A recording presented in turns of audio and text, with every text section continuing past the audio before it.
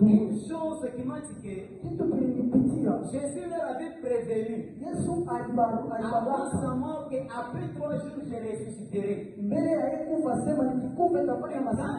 Quand elle a trouvé que le corps de Jésus n'était pas dans la tombe, au lieu de se rappeler directement que Jésus est ressuscité comme il nous l'avait promis, elle a commencé à avoir des angoisses. Elle a commencé à avoir des soucis. Et quand le message était arrivé aux autres disciples, les disciples de Jésus-Christ, ils ont commencé à éprouver des chagrins dans leur cœur. Ils ont commencé à éprouver de la crainte et la peur.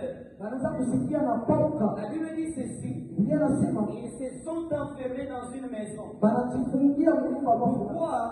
Ils avaient la crainte.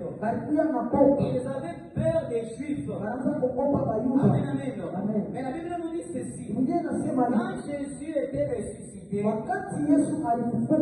premier jour de la semaine, selon le calendrier juif, c'était le dimanche.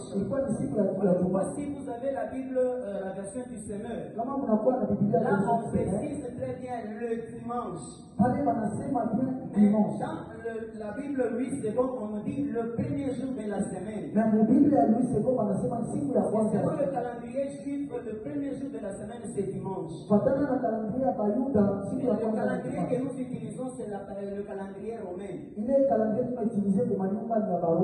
Alors, c'était le dimanche. Il était dans la maison.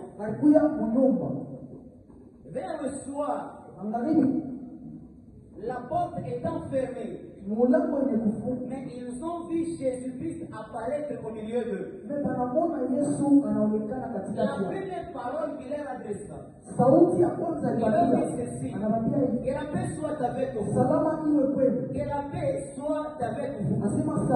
Voilà pourquoi ce matin, je ne vais pas parler d'autre chose, mais je vais m'atteler juste sur cette parole que Jésus avait dit aux disciples. La paix. Amen, amen. La paix. Avant de développer cela,